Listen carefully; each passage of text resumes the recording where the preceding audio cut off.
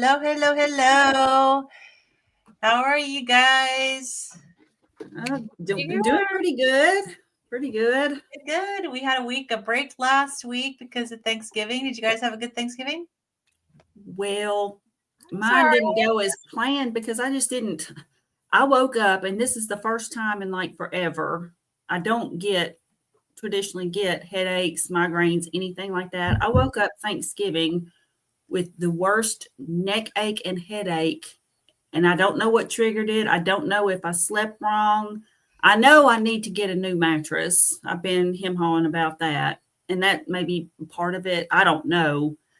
And I do have an issue in my neck, which incidentally I had gotten an MRI done, and the damage isn't worse. So, it has like all this spondylosis and compressed discs and everything.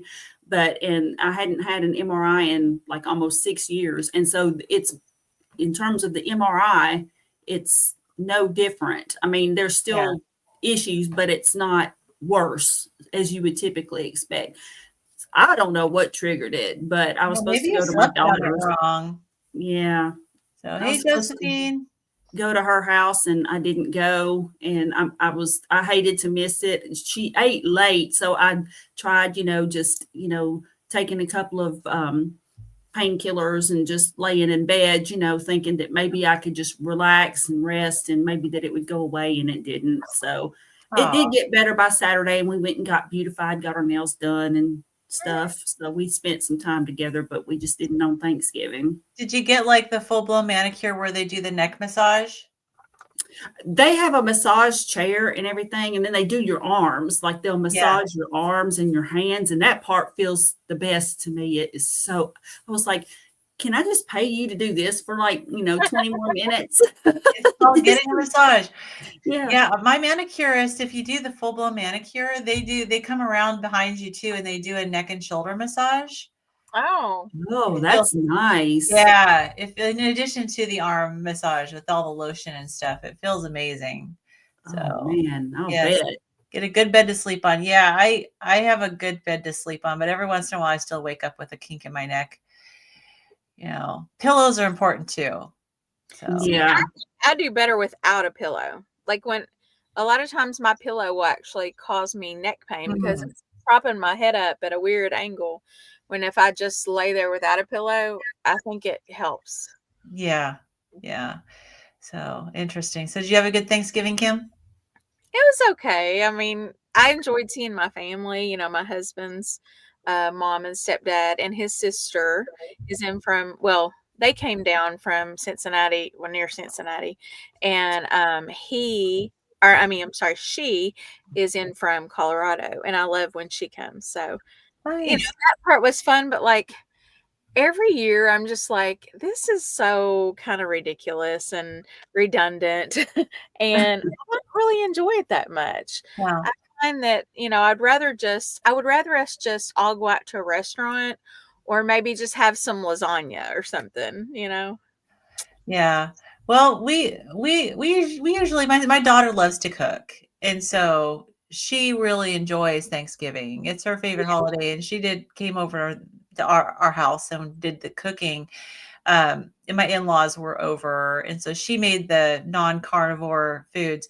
And I was telling you a little bit about my disastrous attempt at making fake carnivore foods. So I'm not going to bore everybody with that. If you want to hear my comedy of errors that occurred as I'm trying to prepare these foods, you could go my Monday video for my channel. I went into it. So it was truly a comedy of errors the whole day. But the problem is that I spent so much time over the stovetop trying to get that stupid buttered popcorn smell that's supposed to go with that mashed potato dish that I overheated, which is not good for my mast cell disease. And I was like, needing to have my daughter take shifts while I went outside in the backyard. It was like 30 some degrees and like trying to cool down and drink water. And, so I ended up flaring myself up. And it took me several days to recover. And I was kind of pushed through on Saturday, and because we were going to a concert Saturday night, but Sunday I couldn't get out of bed. And so I spent the whole Sunday in my pajamas, just watching dumb movies and being completely brain dead all day. So I needed that. Yeah. Sometimes you do need that. Mm-hmm. Yeah. So never again. I just figured that was my takeaway was never again. I am, when Christmas comes, we are getting a really nice cut of beef, and that's the food I like. I felt like I was depriving my body by having all this other stuff, and what I really wanted was beef. And so it just wasn't worth it. And it was so much work for like really horrible tasting food. It was just awful. I'm sure it wasn't when Chris cooks it, but when we try to cook that, I am not blaming him. No, in fact, I was just earlier, I was on a live stream with Lindy, from Limitless Lindy, and I was sharing a little more details about my disastrous attempt. And there was some people on the live stream that said that they had made his mashed potatoes before, and they were really good and they really tasted just like mashed potatoes. And I'm like, okay, well, it was me. Mhm. It was me. And then someone else says, I didn't know you can burn out the engine on a Vitamix, which I did.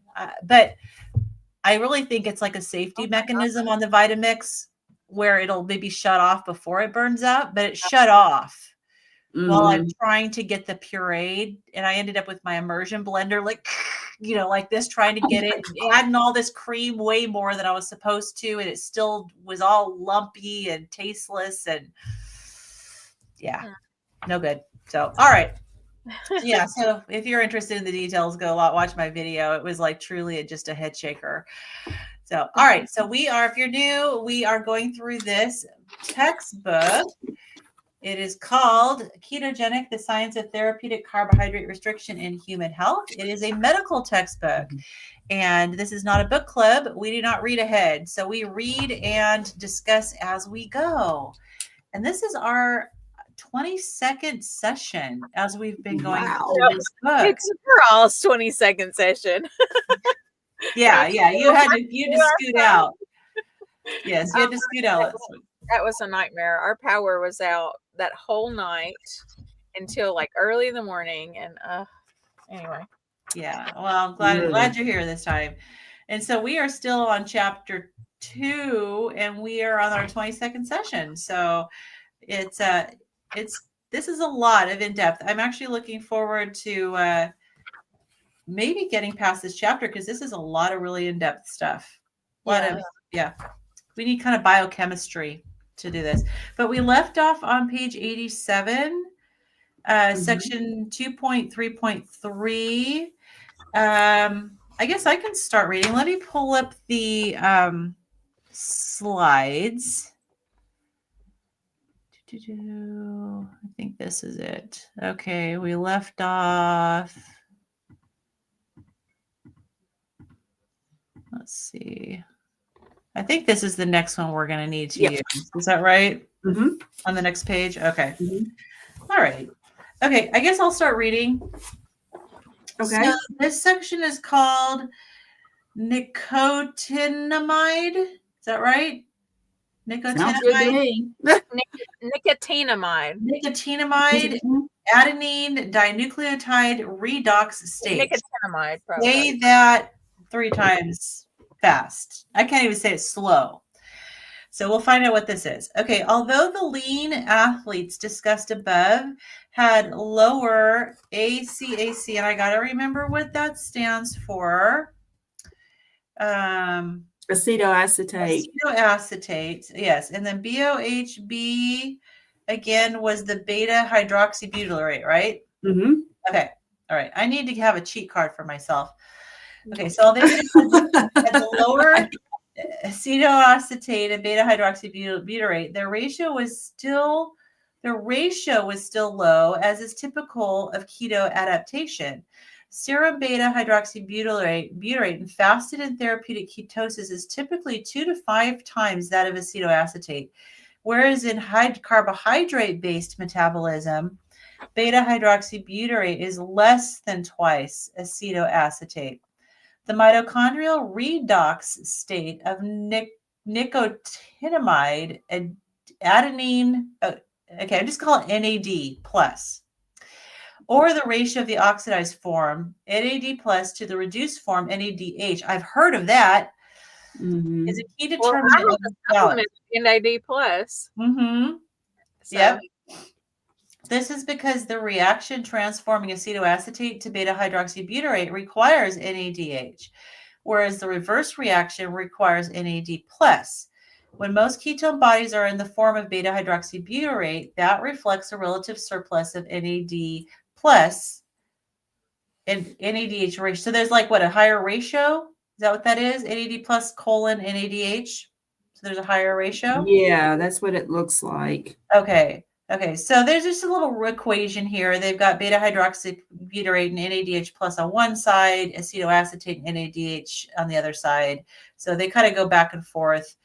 So NAD plus was first isolated by Otto Warburg, who discovered its role in electron transfer. It is essential for many metabolic processes, which is why we need the precursor niacin, which is vitamin B3.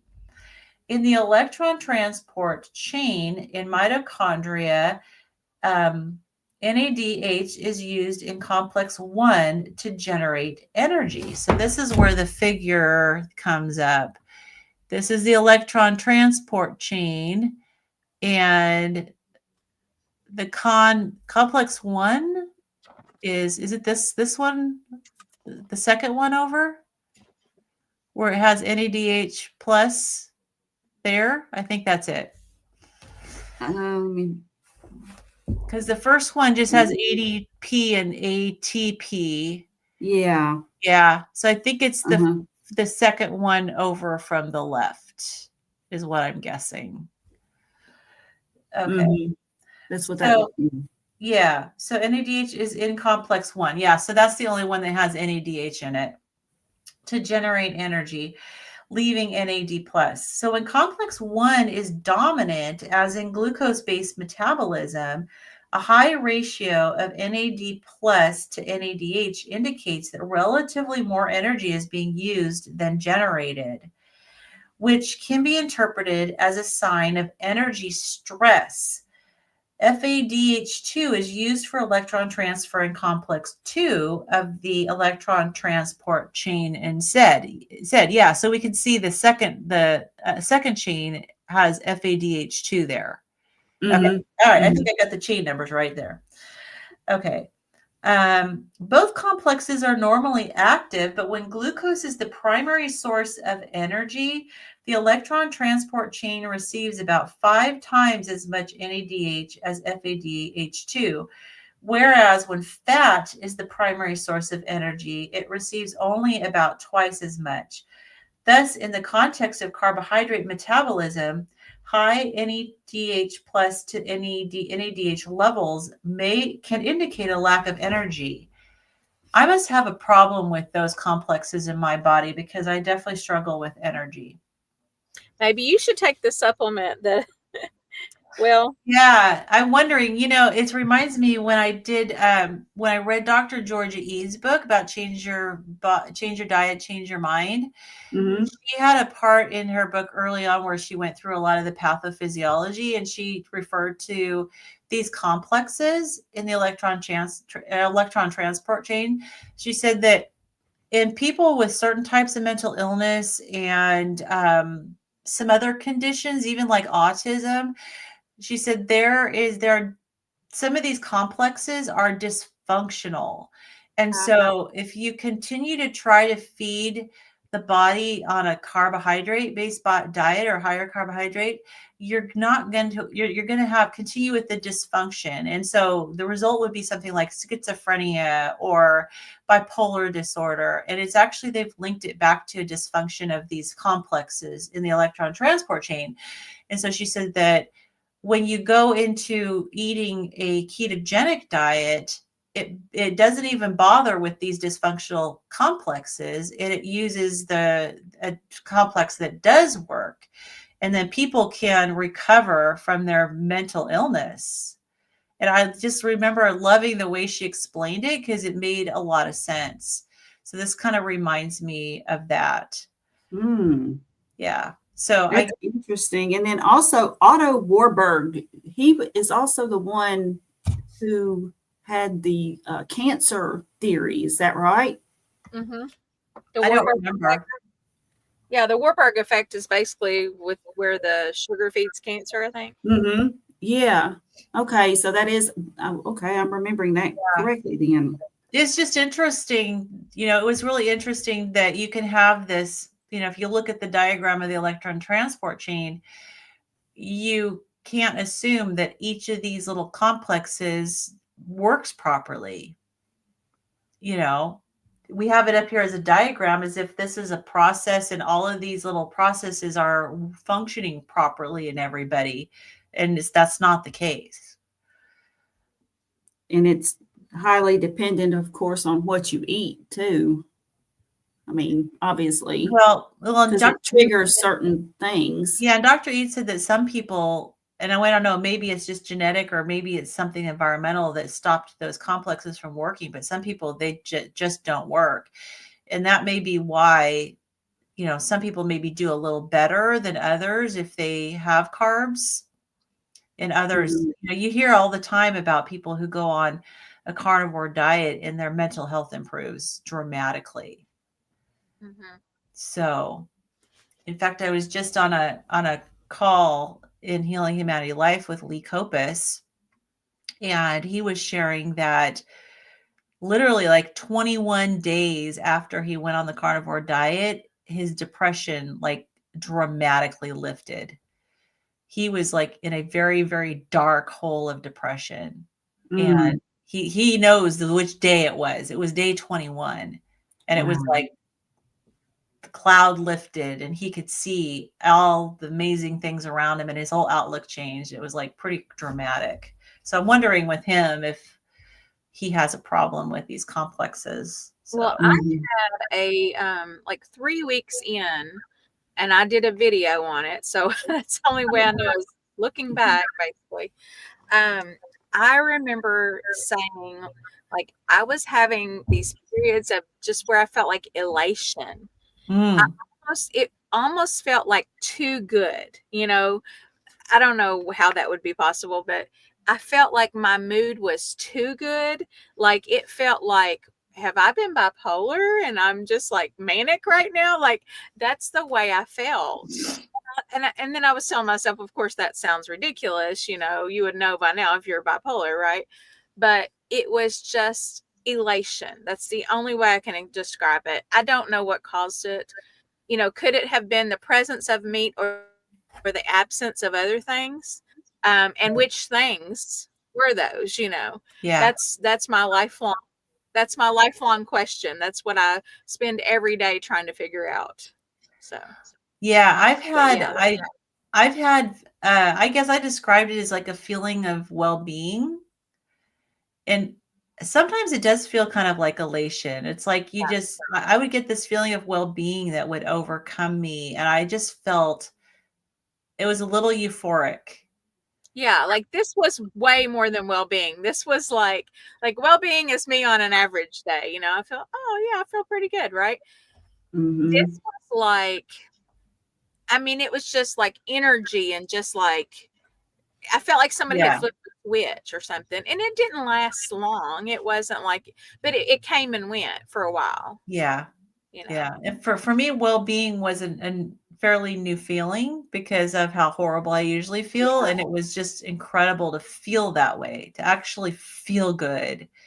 And I felt that well-being for like 2 or 3 days in, for me, it's pretty instant where I go from, if I'm eating just junk food and standard American stuff, I go from feeling like just total garbage to, like I want to say 2 days and I'm feeling pretty darn good, Yeah.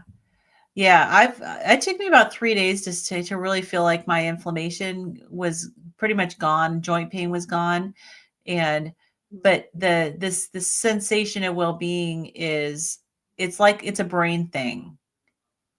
It's like it's almost like the effect of a drug or something that's supposed to make you feel euphoria. Yeah, that's pretty much how I felt.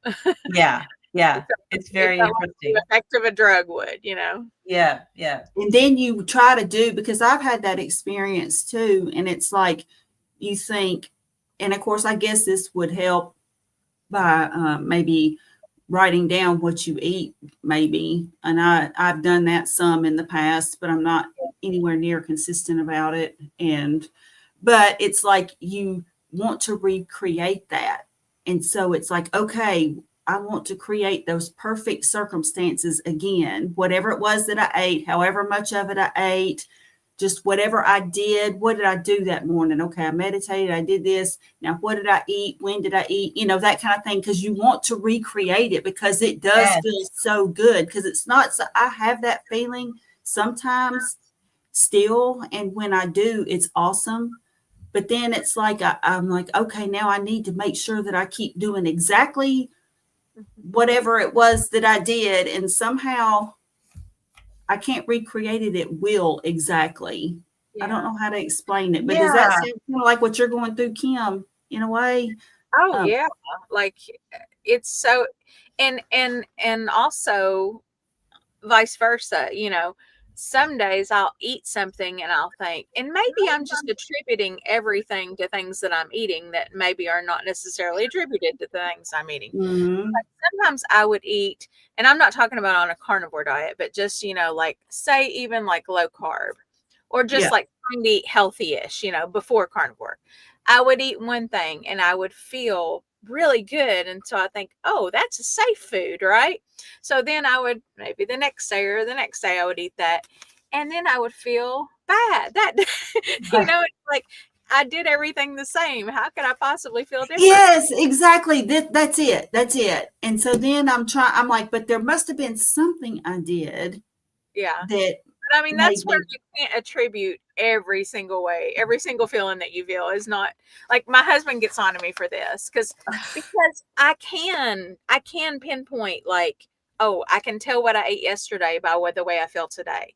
And I can't pinpoint it like 90% of the time, but he'll say, Kim, you can't blame things on things you eat all the time. Like it's not always something you ate. Oh yeah, there's so many factors. He's right, but I tend to be a all or nothing thinker. So I'm like, oh no, it has to be that, Oh yeah, because there's sleep, there's stress, there's even barometric pressure, there's things in the air. And so, yeah, I mean, some people are really sensitive to even to EMFs. Like when I did my genetic, got my report on all my genetics, one of my genes makes me more likely to be more sensitive to electromagnetic frequencies. Oh, and so, wow. How did they know that? I didn't even know that was a real thing. I thought that was something people just said. I've never I don't know how, like, I haven't figured out yet how I would feel. Like maybe I need to go someplace, and I've told Dave this, we need to go to an off-grid location and go on a vacation somewhere completely off-grid, because we are so surrounded. Yep. I don't even know how I'm supposed to feel when I'm not being exposed to these frequencies. I mean, have they done studies on this stuff? How do you I haven't even looked into it. I mean, well, honestly, my naturopathic doctor actually wanted me to just check and see if I'm being affected by EMF. So I'm going to guess that they study this. I guess I'm swayed by mainstream medicine, because like if you told a regular doctor that, they would be like, what? Yeah. Right. Like I'm immersed in that world. So it sounds a little But at the same time, I've found myself wondering though, because all of that stuff is around us. I mean, we can't see it. And we know that the moon, for example, it coincides with the lady's cycle. I do believe in the moon thing.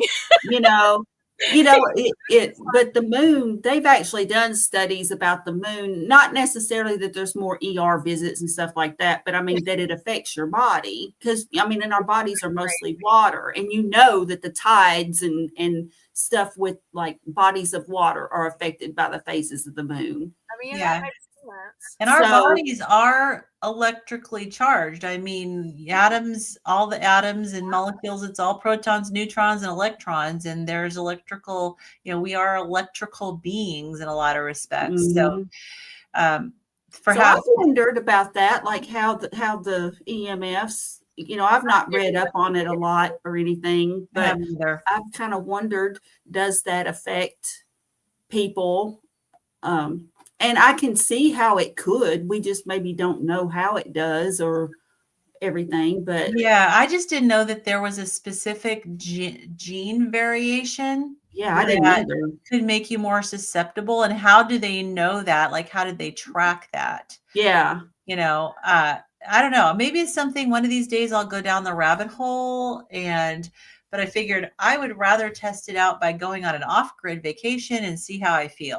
Now there you go. That sounds wonderful. That's what it is. Yeah. Bring You our just want to go get away from it Go all. someplace where they've got Scrabble and all sorts of different games Mhm. and books and we can completely go off the grid. Yeah, and I'll report back on how I feel. Yeah. Well, sounds like fun either way. So Yeah. Okay. So, did I finish that paragraph? By Let's providing see. NADH, a fat-based metabolism should shift the balance of ketone bodies towards beta-hydroxybutyrate, regardless of total amount. Okay, and you said, Kim, you said NADH you can get in supplement form? yeah, so I sell stuff on TikTok Shop, and sometimes they'll just send me random things.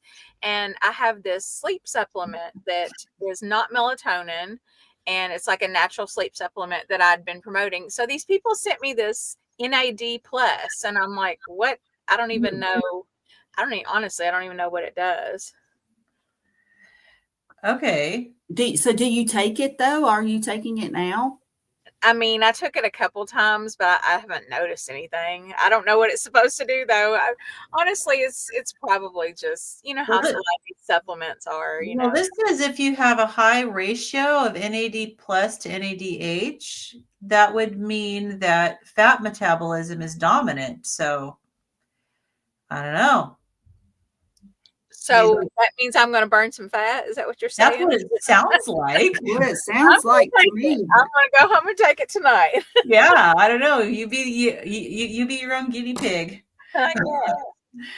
Okay, so during exercise itself, it is not clear whether mitochondrial NADH or its ratio to NAD plus or its ratio to NADH is raised, despite the fact that we would expect this to be the case given the high energy demand.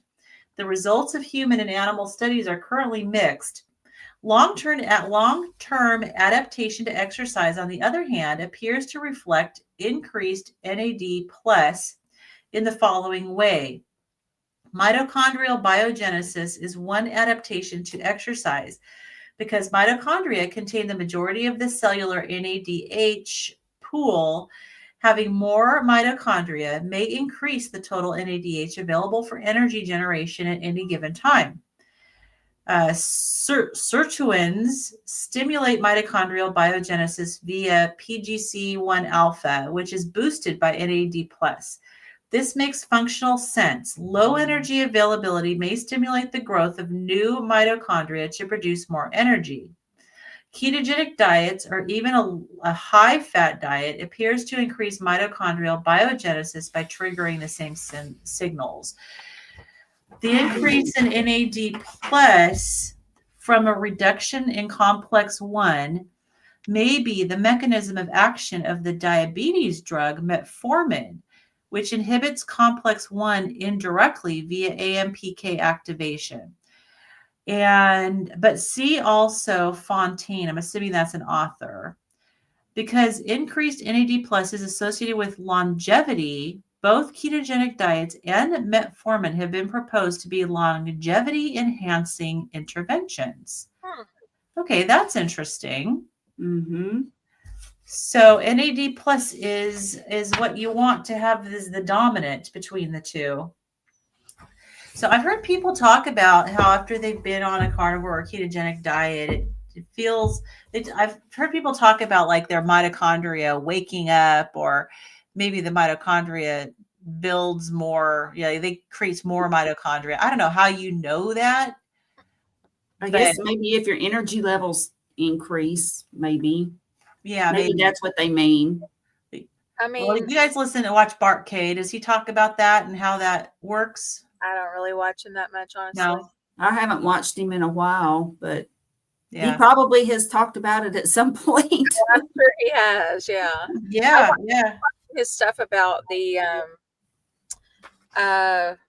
Randall cycle and trying to figure it Yeah. out. But even after he explains it, it's probably not registering It's completely. like this chapter. It's Yeah. all biochemistry stuff. Yeah. Yeah, which is really difficult to understand. I'm such a visual person. Like, I would love it if all of this was an animation. Yeah. You know, Yeah. there probably is an animation somewhere Oh, I'm that shows sure, it. yeah. Yeah. So Make Chat GPT do it. oh yeah, probably could. You know, you can take a photograph of a page of a book and you can put it into Chat GPT and you can ask Chat GPT to write it out for you in an editable form. Oh, wow. So you could probably do that. You could probably like take a picture of the page, ask it to write it out, and then after it writes it out, ask it, okay, can you please create an animation of this? I'm curious. I might do that. I think you can do it. If you can, we need to show it. Yes. I will try and see if that's possible because it's amazing what Chat GPT can do. All right. Do you guys want me to read the conclusion before I pass it off, or do you want me to? Okay. So this last paragraph is just the conclusion of this section. So although fasting provides much of our knowledge of ketogenic metabolism, we can see that its different phases have different properties depending on the predominant fuel available. Due to the commonality of low available glucose, some combination of gluconeogenesis and ketogenesis is required to supply energy needs to tissues that cannot use fat as is. Humans have an unusual inability to process large amounts of the foods that other animals use to generate their own glucose, so fiber and protein. But we can compensate by using fat to generate ketone bodies and boost gluconeogenesis. As circulating fat concentrations fall due to reduced intake or fat mass, gluconeogenesis must be increased to meet these demands. But its substrates are becoming more limited to the fat-based substrates. Glycerol and acetone are reduced. Protein is the primary source of gluconeogenesis substrate in this lower fat context. When on ketogenic diets, lean athletes appear to have lower serum ketone bodies than subjects fasting or on ketogenic diets for epilepsy. This could be explained in part by athletes' low fat mass or by skeletal muscle using ketone bodies rather than carbohydrates. Did I skip a line? Rather than sparing. Yeah. Okay. So rather than sparing them during exercise, it could also be due to a lower dietary ketogenic ratio, fat intake relative to protein and carbohydrates. Ensuring adequate protein during prolonged ketogenic diets is crucial for safety. But beyond protein adequacy, higher fat intake may be preferable for meeting energy needs depending on goals. Okay. So all that to say eat more fat. I said, now we're getting into some stuff. Yeah. No, we're in it, all right. We're in it. Yep. So that I like the conclusion though, because that made everything make a little bit more sense. It sure did. And it didn't have huge words. Yeah. Yes. All right. Big words. All right. So whoever wants to go next. I can go. All right. 2.4 Implications for Nutrient Needs. And this is by Amber O'Hearn. Okay, so the introduction. A ketogenic diet has different macronutrient needs than a high carbohydrate diet, but it may also have different micronutrient needs. This can happen in a variety of ways. Certain nutrients in the bloodstream can be altered by a ketogenic diet. Different requirements can be induced by differences in the prevalence of biochemical reactions involving different coenzymes. Changes in food intake patterns can change needs through interactions at the level of digestion and absorption. A ketogenic diet can also affect nutrient synthesis rates in the gut. Okay. And the next section, 2.4.2, is availability. An example of nutrient availability in the bloodstream is the long-chain omega-3 polyunsaturated fatty acid. I'm just going to say DHA because we all know, we've heard that term. It's dicohexaonic acid, but anyway, it's DHA. Okay, so let me read that sentence again. An example of nutrient availability in the bloodstream is the long-chain omega-3 polyunsaturated fatty acid, DHA. Either DHA or its precursor, alpha-linoleic acid, ALA, must be present in the diet to provide for the maintenance of structural and functional integrity of the central nervous system and retina. DHA is also used to make the anti-inflammatory compounds such as docosanoids. Providing DHA in the diet increases its availability for these uses. However, a ketogenic diet makes all fatty acids more available, including DHA, for which we get an approximate doubling in its circulation and a smaller but still significant increase in its appearance in phospholipids, as reported by reference 110. The authors propose that this increased DHA availability could be a contributing factor to seizure resistance. The rise in DHA is mostly found in triglycerides rather than free fatty acids, which suggests it is either more readily synthesized or less readily oxidized. It's interesting that it mentioned the retina. Yeah. Yeah, I mean, we were just having a big discussion in one of my Zoom calls recently about people getting improvement in their vision. I did. Carnivore diet. Yeah. And like, seriously, like practically, I think everybody in the group that was on this call had experienced improvement in their vision. So I wish I'd read this before that because they were saying, I wonder why that is. And we were like hypothesizing, but maybe it's because of this. You know what I thought it was from was the glycation. So, you know, if you have glycation of any of your in any of your blood vessels, then it can gum up that area. So that's how you get like the peripheral neuropathy feelings. Some instances, which I did have, I had in my toes and my fingers. And I mean, I'd never been diagnosed with peripheral neuropathy, but like I'm just guessing that's what it was because they were numb all the time. Maybe it's a combination. Because that was my thought as well, because you think about retinopathy with diabetes. That was kind of my thought as well. But maybe it's a combination because it says that the DHA is used to make the anti-inflammatory compounds. So reduced inflammation, you know, we probably don't even realize how much inflammation is affecting our eyesight. I mean, inflammation affects, like literally, I think almost every disease known to man is caused by inflammation. Absolutely. Now, how do you get that inflammation and how do you fix that inflammation? That's a whole different thing, you know? Yeah. All right. Amy says, "Oh, your vision's better. She says, I find myself walking around without my glasses." Yeah, like that's awesome. We're fixing our vision, something that the optometrist didn't think we could do. Yeah, I wear my glasses primarily at night when I drive. My far away vision is more affected. Like I can see great close up, like to read. So I don't need like reading glasses, but you know, my far away vision.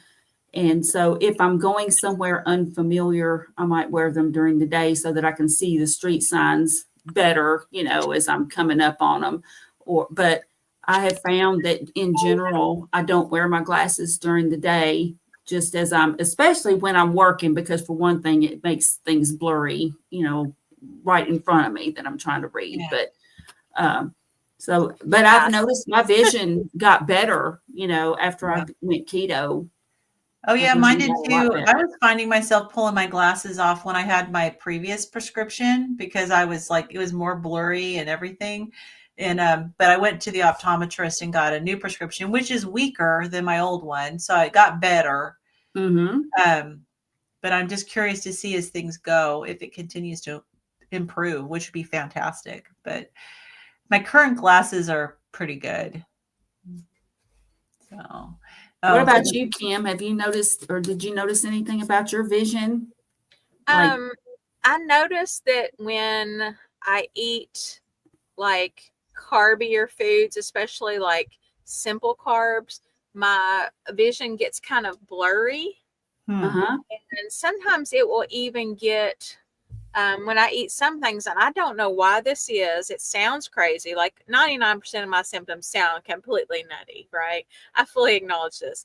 But carnivore made it where I didn't have those symptoms. And then like when I would go off of it, if I would eat something, just go off and just eat something real wackadoo, like, M&Ms or something like that. The next morning, it almost felt like my eyes were just like, had like a film over them. It was very strange. I don't know what it is. I can't attribute it to anything really because I don't know. But to me, it was almost like this must be a pre-diabetes type of thing, Did you have candida in your eyes? I mean, I don't have any way of knowing that. You'd have to go to an ophthalmologist.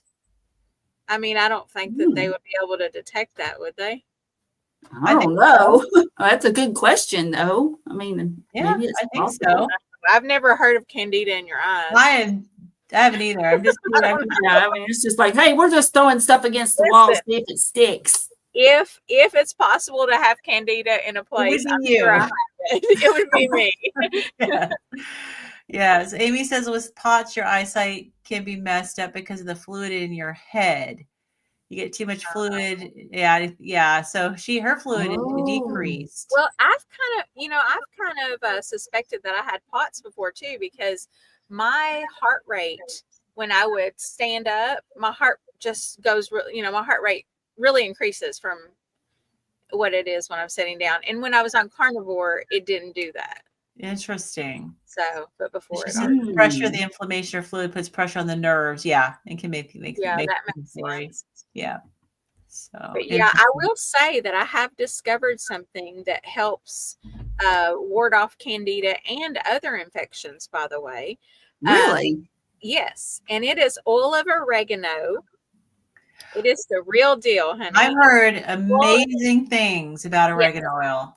Organic, make sure it's organic. I'm trying to do all organic everything basically, because I think the absence of glyphosate is one reason why I think I did so good on carnivore.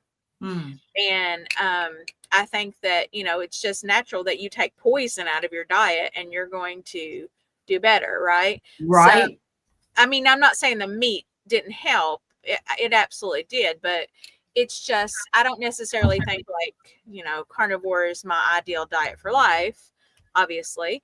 And so I'm trying to figure out now what my ideal diet for life is. Anyway, that's a whole rabbit hole, but the oil of oregano is amazing. Okay.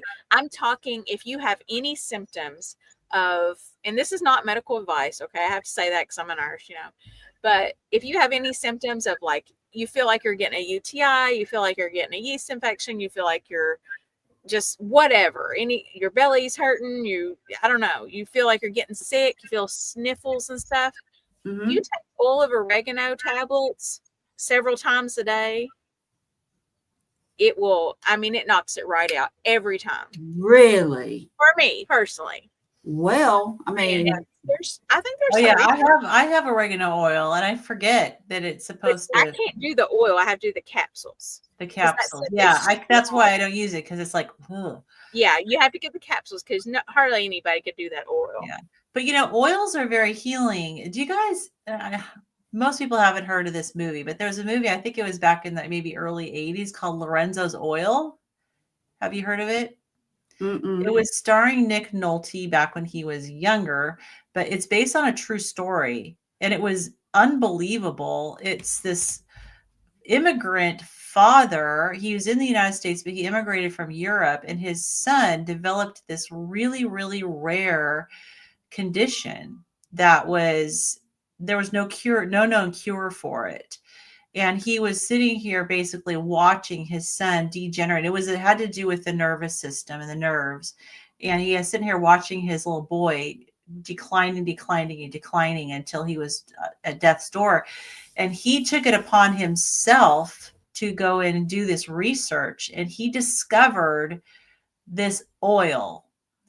And I'm sure it had to do with the type of fatty acid, the chain. And it was really fascinating because it went into like the whole process that he went through to figure out that this particular chain of fatty acid would actually help people with this condition. And he gave it to his son. His son started getting better. What And was the oil? I don't remember. It's been so long. I'm going to have to go back now, rewatch this movie and find it. I watched the movie several times back in the 80s because I was just fascinated by it, especially since it was a true story.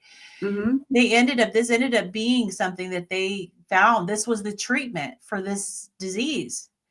And I think he ended up getting like an honorary doctorate degree because of all of the research and the contribution that he made to medicine from this. Highly recommend. Yeah, highly recommend going back and watching that, finding that movie and watching it. It's called Lorenzo's Oil, and it's so touching. And the fact that it's based on a true story just makes it even more so. But it just goes to show the importance of fats, because it was, it was fatty acid. It was a specific chain of fatty acid that worked. And that makes sense according to what we've been studying. Some of us have been studying this stuff for years, that certain fatty acids. Of course, probably ask chat. Okay. Love it when Amy's here because whatever we say, she looks it up in Chat GPT for us. Oh, yeah. So 4 parts oleic acid and 1 part uric acid. Okay. So, I mean, is it like some kind of a patented thing that you have to pay like gazillions of dollars for because some drug company makes it? Or, I mean, is it stuff that you can just buy? Good question. I don't know now. That's a good, yeah. And Amy says, I remember because I'm carnivore. Okay, I may have looked it up. Okay, so Google for that one. Use the Google machine. Yeah. So, I don't know if some drug company swooped in and decided to patent it and make it super expensive or not. Yeah. But if so, it sounds like something they would do. The patent would have expired long ago because that's true. 5 years. But then if you had to have a prescription for it, that would, if it's officially a medication, like I was just wondering if it was something available, like you could just get supplements for it, but I kind of doubt it. Not if there's a way to make money off of it. Yeah. Yeah, I'm sure that if there's a way to capitalize off of it, that happened probably. But yeah, so cool. Wow, that's interesting though. Okay. Well, some of these supplements work as good as as their counterpart, in the pharmaceutical world. Like, for example, berberine and metformin. A lot of people say that berberine works better than metformin. Yeah. It causes less symptoms for people. Yeah. Yeah. And you have to be careful with supplements because, you can't just start doing as much as you want because they are medicine, Well, the bad thing about supplements is that they're not regulated at all in our country.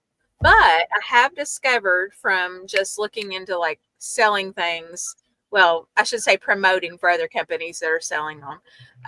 Some companies do take it upon themselves to have third-party testing done, which that legitimizes it because a third party that's unbiased has come in and they have tested it and make sure that they have what they say they have in it.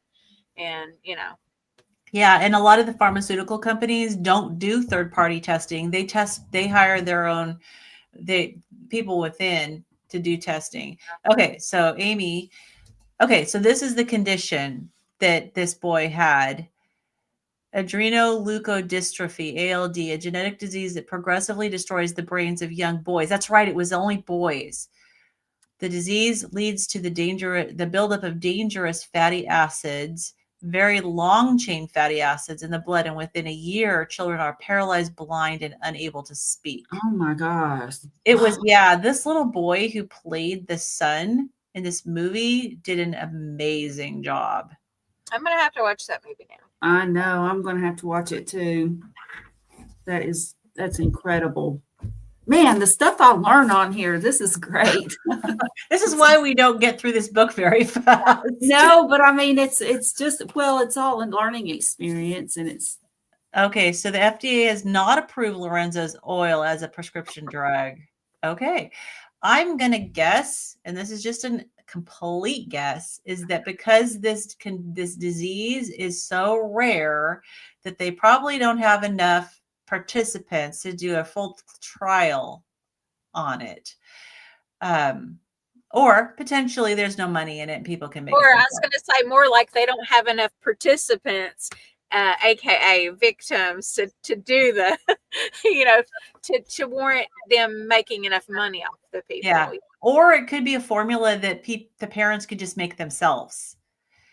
And so they wouldn't make any money off of it.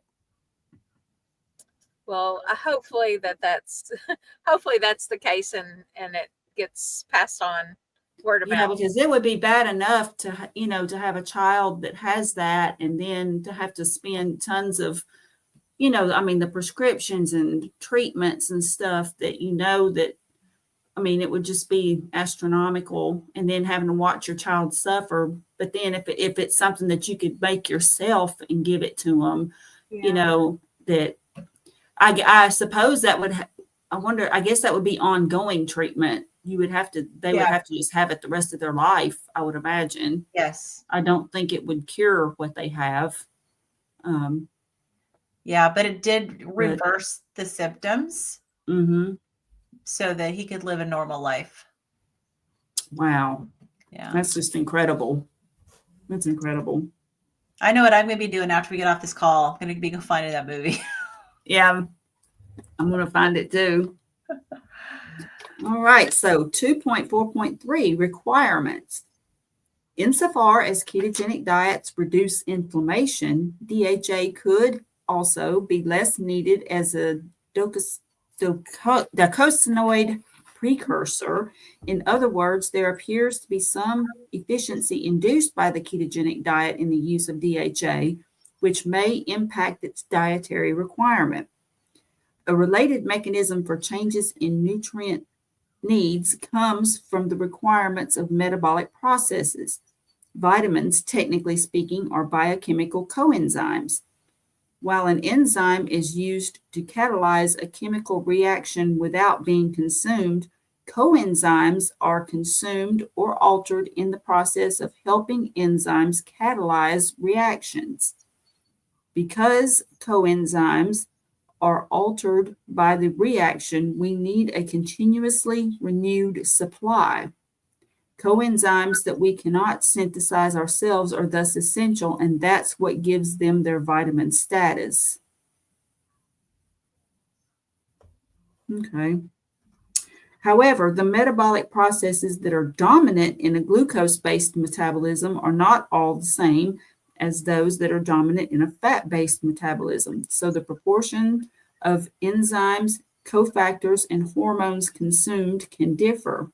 One such example is the role of iodine in carbohydrate metabolism. Iodine is primarily used in the body to synthesize thyroid hormones. T3, the active thyroid hormone, is used in tandem with carbohydrate metabolism. T3 concentrations have been shown repeatedly to drop dramatically during fasting or carbohydrate restriction. Subsequent studies showed that on low carbohydrate diets over the longer term, T3 concentrations go down approximately 40 to 50%. This is not a sign of hypothyroidism, but rather a reflection of low need. Okay, this is interesting. Okay, yeah. I just feel like this is something that we need to make sure we are aware of and bookmark this in our minds. Because, because it's going to look like our T3 is low and therefore we're having issues with our thyroid, but it's not necessarily the case. So I don't know if you guys remember, but a few years ago in the ketogenic community, there was one of the YouTubers, like she wasn't like super big or anything. She's probably still out there doing some stuff. And I can't remember her name, not that I want to call her out or anything. But basically, she was saying that the ketogenic diet made her have hypothyroidism. And everybody in the ketogenic community was up in arms, like, no, it doesn't cause that. Like, I mean, people were just like attacking her, you know. Wow. Yes. And so what she was saying, she was on to something, but it's not hypothyroidism. It's the natural. And Dr. Berry actually did a video on it. And I think he explained exactly, you know, or similar to what she's talking about here. Yeah, my T3 is really low on the scale. I don't remember what the reference range is, but I mean, it's really low on that scale. And that's probably I just haven't worried about it because I haven't had any kind of symptoms related to thyroid. But yeah, and I think when it comes to thyroid, symptomology is definitely important. yeah. Well, now see, I do have lots of hypothyroidism symptoms, but I don't have hypothyroidism. So, you know, there's a lot of crossover there's so many with other conditions. Yeah.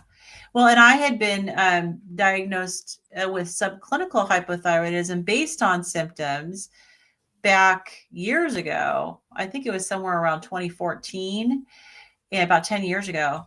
And I'm pretty convinced that it was just my mast cell activation syndrome, which had not been diagnosed yet. So a lot of what I have found is a lot of the thyroid symptoms can be, or not thyroid, but hormone symptoms, like low hormone or high hormones can be very crossover symptoms across the board. Like whether you have, you know, you may have high cortisol, you may have low thyroid, you may have you know, any other hormones, low estrogen, low testosterone. A lot of those symptoms, you know, low estrogen can cause hair loss. So can hypothyroidism. So can high cortisol. You know, like just there's so many crossovers with the hormones. Yeah, you know, absolutely. But I'm glad to know this now. Because I mean, the doctor is always testing my thyroid, at least like once a year, checking in and chest testing my thyroid. So interesting. Yeah, that is interesting.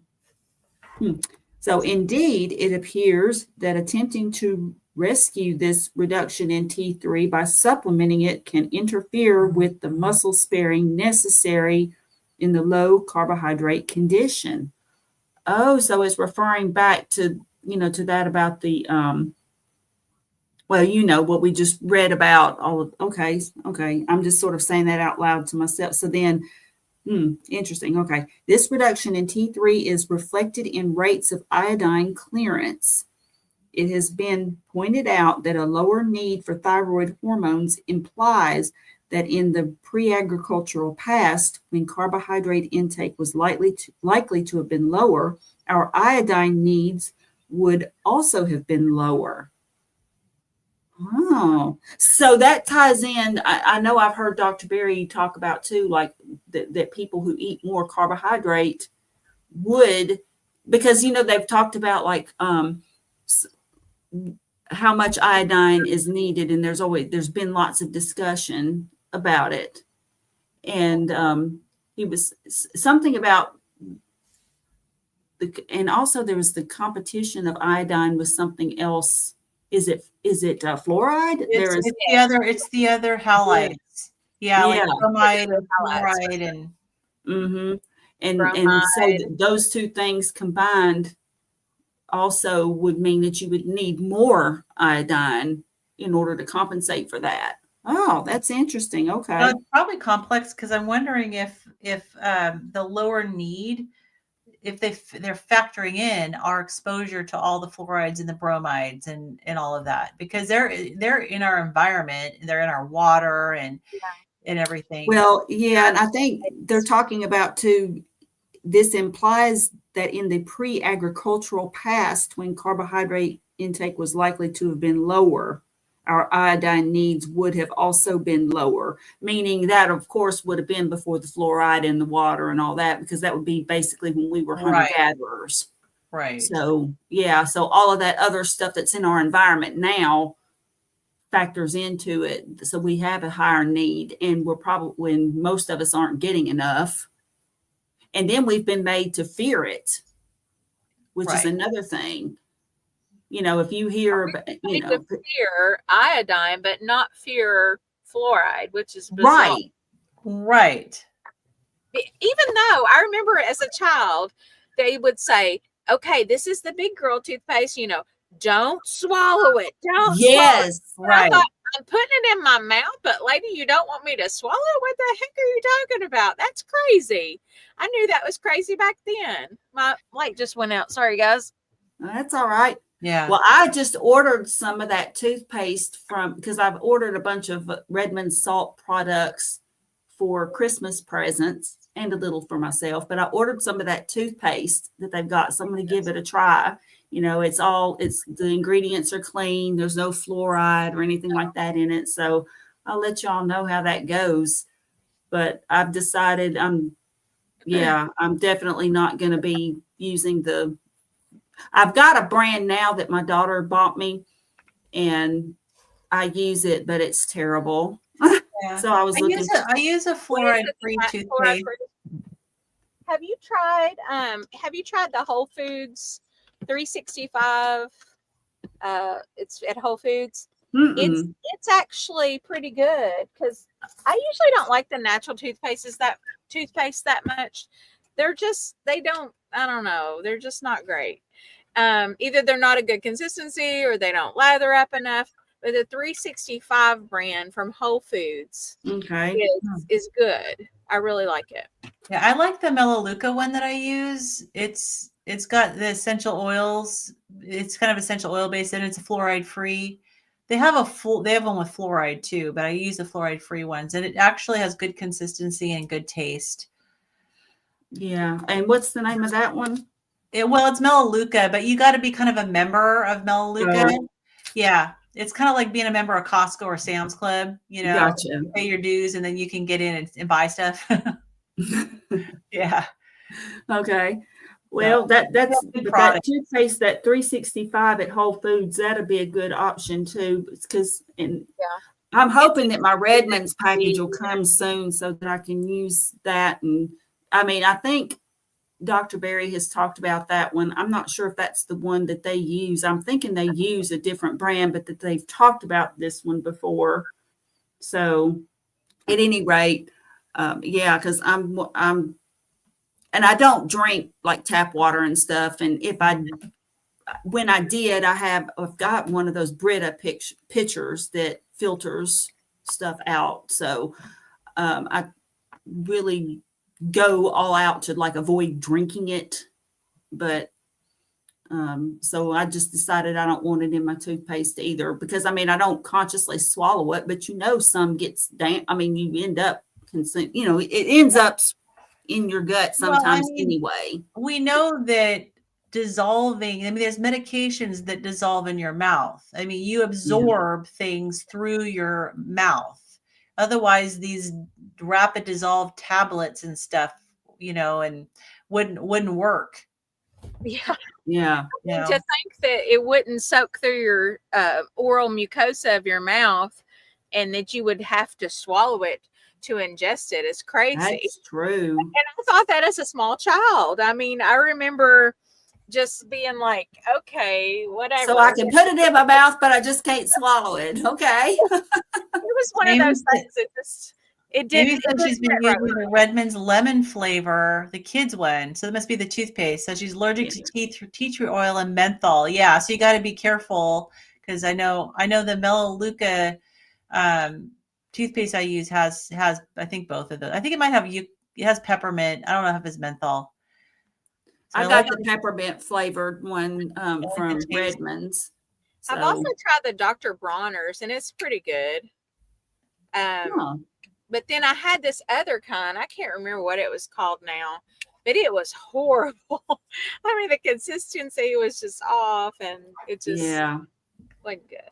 I mean, my daughter, she knew I was looking for some, and she gets stuff from these auctions, these Amazon auctions all the time. And so, she'll get it'll just be like a whole passel of just all different kinds of stuff. And so if she sees something she thinks I would like or whatever, and she knew I was, trying to find a fluoride-free toothpaste, so she gave me that. Now she's given me some really good stuff, and I appreciate the intent, but that stuff was just not good. It was And if terrible. you take enough iodine, it will displace the bromine and the bromine and the fluoride, the bromide and the fluoride. So you'll excrete it.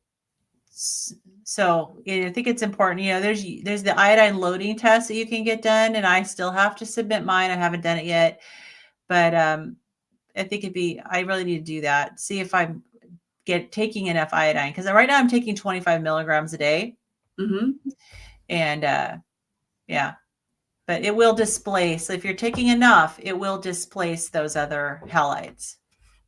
Yeah, I don't know. I don't take iodine every day, but I take like a couple of drops, several times a week. Like when I need to just put it to where, I guess, right along with my, I've got a few supplements, like I take D3, K2, ubiquinol, and magnesium. I take those. Yeah. And maybe if I just put it with, my vitamins, I'll remember to just add a couple of drops in my water or something, but every day. But so when I think about it, I add it, but I don't know that I'm taking enough iodine, really. I need to just maybe up it, increase it. I don't know. Every time I drink a cup of coffee at home, like my first cup of the day, if I have two, I don't put it in both, but I'll do 2 drops. And I've done up to 4. But I will say that sometimes I can tell, when I first start taking iodine, I haven't taken it for a long time, or when I increase it, it makes my lymph nodes sore. It's why. I don't know really why it does that, but it's just something I've noticed. Like I'll turn my head and I'll feel my lymph node in my clavicle. If you're using the Lugol's drops, it could be a histamine reaction. Because it's high histamine. Like I can't do the drops. I do get a throat reaction. But so I take the iodoral tablets and tolerate those fine. Okay. I might have to look into that. So okay.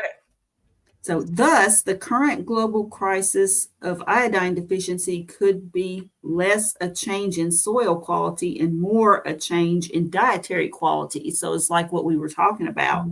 I think that's true.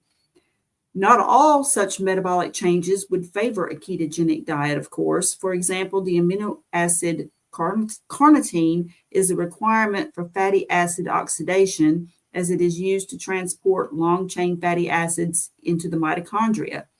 Therefore, carnitine needs might be increased on ketogenic diets.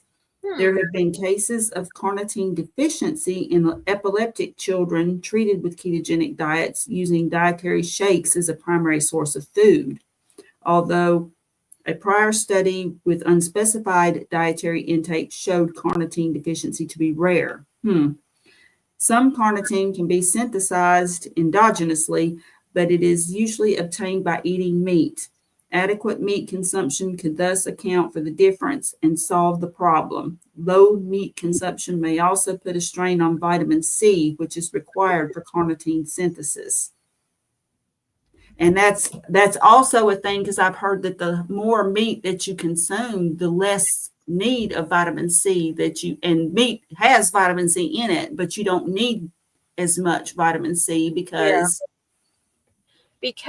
vitamin C competes with, I think sugar competes with vitamin C. Yeah, I think so. Glucose, yeah, or sugar, I don't know. Something to that effect. Hopefully the book is going to go into that. I'm sure it will. Yeah. So that's really interesting there. All right. We've been over an hour. You want to read, Kim? Sure. All right. Interactions. A third way that low carbohydrate intake could change nutritional requirements is through food interactions at the level of absorption. Grains and legumes, which are consumed in small amounts, if at all, on ketogenic diets, contain phytates, which interfere with the absorption of minerals to an extent that it has been estimated that vegetarians may need up to 50% more zinc than non-vegetarians. The quantitative difference between those on a grain-based diet and those eschewing grains altogether may well be similar. Bacterial synthesis in the gut. Many important ingredients are produced by bacterial fermentation, which is why cheese and natto are excellent sources of vitamin K, and beer and brewer's yeast are high in B vitamins. Some of these nutrients, including vitamin K and, hold on, many B vitamins such as biotin, thiamine, folate, and riboflavin, can also be synthesized by bacteria in the small and large intestines of humans and other animals. However, the amounts of each and the extent to which they are absorbed vary and are not at all well understood. Absorption is a critical component. Much of the nutritional value produced in the gut is lost in the feces of rats, so they use coprography, eating feces, to recapture the nutrients they produce but did not absorb. Puppies do that. I'm definitely not doing that. Yeah, puppies do that. Yeah, I all have the a dog time. that does that. It's bizarre. Yeah. Okay, let's see here. Okay, we can see how important this is by noting that many of these vitamins can be depleted by preventing coprography. In contrast, ruminants having large microbial populations at the front of the digestive tract can meet all B vitamin needs without a dietary source. It has been reported that in humans, more than adequate vitamin B12 is produced intestinally to meet our needs, and yet we fail to absorb it, as evidenced again by deficiencies that develop. This makes B12 a dietary requirement for humans and is one of the clearest points of evidence that we are evolutionarily adapted to meat eating. The best studied of these gut synthesized vitamins is folate. Folate, or vitamin B9, refers to a class of derivatives of tetrahydrofolic acid and include pterin, para-aminobenzic acid, and polyglutamates. It has been clearly demonstrated that folate produced in the intestines is absorbed into circulation and distributed into tissues. This intestinal source has been estimated to contribute about 30% of human requirements. However, it has also been shown that folate synthesis is upregulated by fasting, even the intermittent fasting of Ramadan, and by ketogenic diets. In the latter study, the researchers investigated several microbial pathways. Consistent with the intermittent fasting results, they report that there is a significant increase in folate production pathways within the first day, although they continue to increase before stabilizing at a new high within the week. The corresponding serum increase in folate on ketogenic diet was approximately 25% in one study and over 50% in the other. They note that an increase in absorption as well as synthesis could not be ruled out as a cause of the serum increase. Regardless, if the above estimate of contribution to human needs is correct, this would represent an increase of up to 45% of folate needs met this way. Alternatively, it could represent a 20% reduction in dietary requirements. So it's interesting because on the carnivore diet, I am I have a folic acid deficiency. Oh, really? Yeah. I'd never had my folic acid levels checked until several months ago. So I don't know. I might have been more deficient in the past. I don't know how long it takes to get your levels where they should be. It doesn't sound like it should take that long, but yeah, I have to take a methylfolate supplement because I'm deficient. And my naturopath thought that it might be a genetic thing for me. Well, you could have one of the MTHFR variants, I like do. I do, I which do. is that you're taking the methylfolate. Yeah. Okay, you actually do have it. I do have that variant. Yeah. Okay. Yeah, there's a couple of different ones, but I'm not sure. Like, I can't remember which one I have, but or what the, relevance is of that. But I do know that you need, like, you can't just take folic acid because that's a man-made thing. Amy says I have both. Yeah, she's got both variants. We've talked about this. I only have one variation. She has two. Oh, I know I have I at don't least. know. I've never. I need to. I guess I need to find out just because I'm curious. Okay. Yeah. Let's see here. Where was I at? Interestingly, across species analysis comparing herbivores, omnivores, and carnivores reported that on average, carnivores have 1.5 times the capacity to synthesize vitamins B1 and B12 compared to the average herbivore. However, it is unclear to what extent this is due to their diets as opposed to their genetics. In other words, dietary composition within a species may affect the level of production, as it does in humans with folate. Given that folate production is significantly increased in a metabolic state that is evolutionarily related to a lack of available food, one might speculate that synthesis or absorption of other B vitamins may also be increased in the ketogenic condition. This would undoubtedly be a useful adaptation, but research on this hypothesis is currently lacking. Many of the B vitamins are essential because of their role in carbohydrate metabolism. Niacin, thiamine, and riboflavin are among these. As with iodine, there is a case to be made that the RDAs for these vitamins are inflated in high carbohydrate environments. In this case, could meeting the RDAs be detrimental? What happens if you take more of a vitamin that promotes carbohydrate metabolism than you need? well, that's a good question. So this is interesting because this is very opposite of what Dr. Brownstein says about iodine. So this is saying that as with iodine, the recommended daily allowance could be inflated. Oh, in high carbohydrate movements. So interesting. Yeah. Okay. So if you're not high carb, I guess you don't need to worry about it being inflated, because I take like way more, because the RDA is only what, 400 micrograms? I don't know. Well, wait a minute. As with iodine, there's a case to be made. Yeah, I think that. Well, yeah, okay. So it's saying that the RDAs are, in other words, I think what this means is that there is a higher RDA because of all the carbohydrate consumption. That's how I'm interpreting that. That's what I interpreted that to mean. But I don't know. Yeah, it's just weird that they're.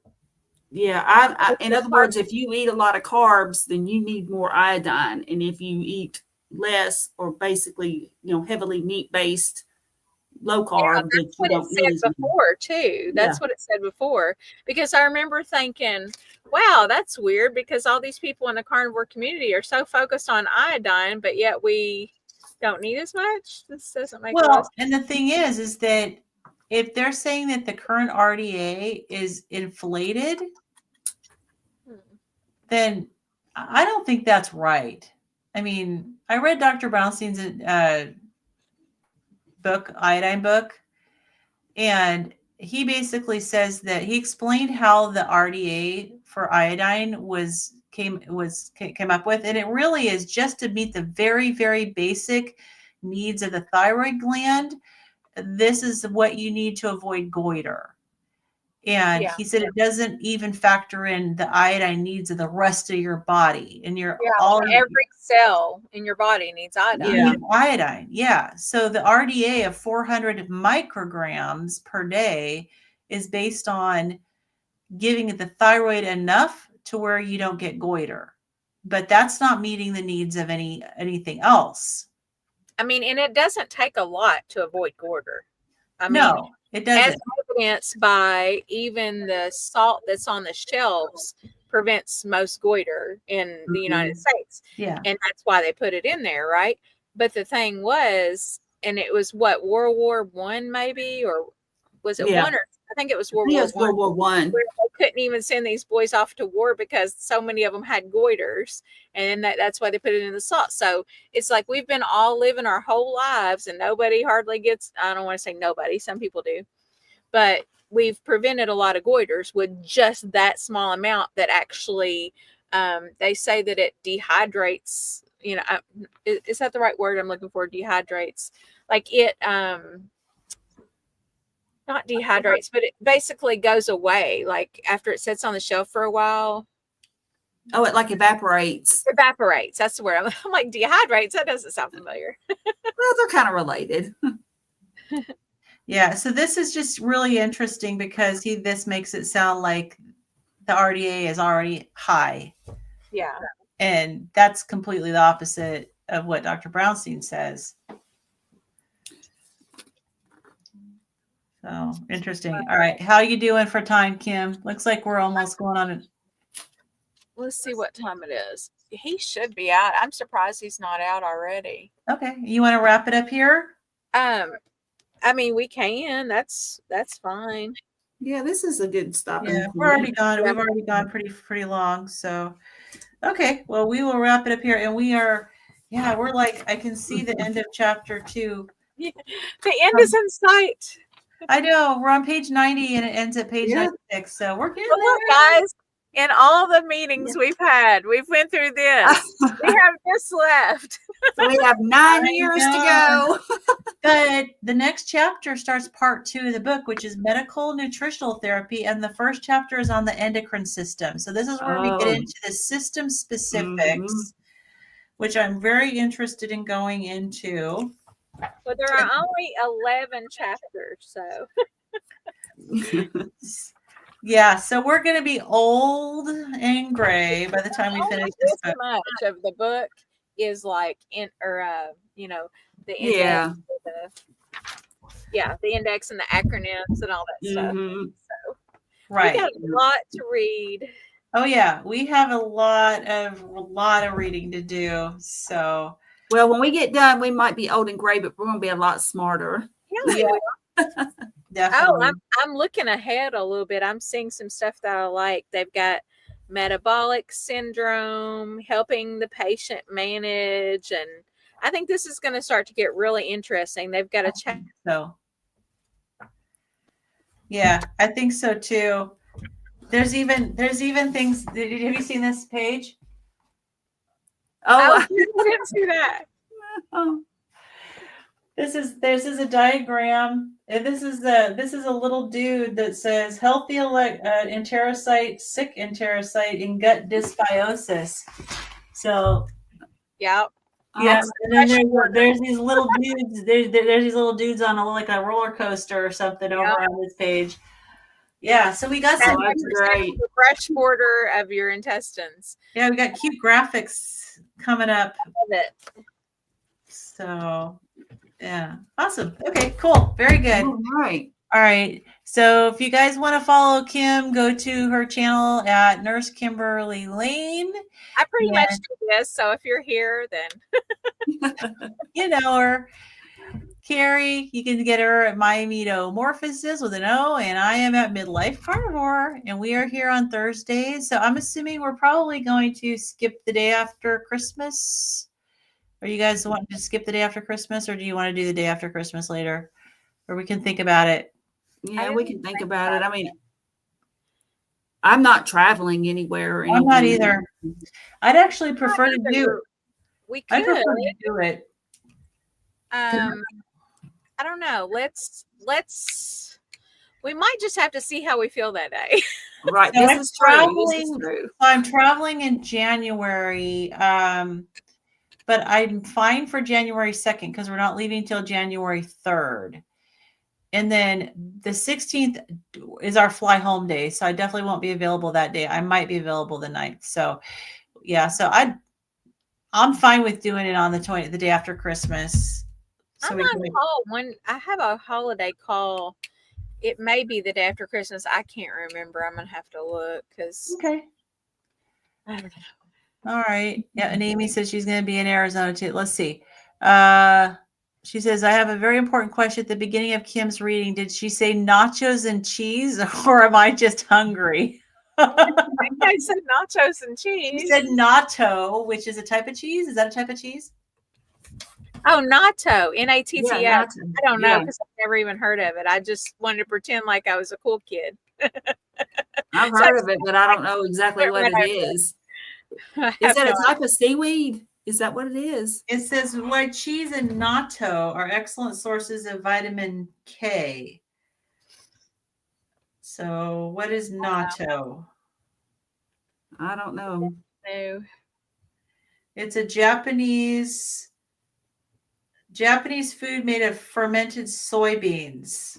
Oh, I think we've looked soybeans. that up before, it seems like. Yeah, it's known for its sticky, gelatinous texture and pungent, nutty smell. Yeah, we looked that up before, I remember now. And then we forgot because we're middle-aged women. Yes, it has a sticky stringiness, which is a biofilm. Yeah, sounds lovely. Biofilms. You know, I Sounds know all yummy. about biofilms because biofilms are what keep my candida in place and just thriving. Yeah, exactly. All right, So guys. says, I guess we better get off here. I think my son's headed this way. So yeah. All righty, very good. Thanks, guys, for joining us, and Thanks, everybody. see you next week. all right, bye guys. Bye, everybody.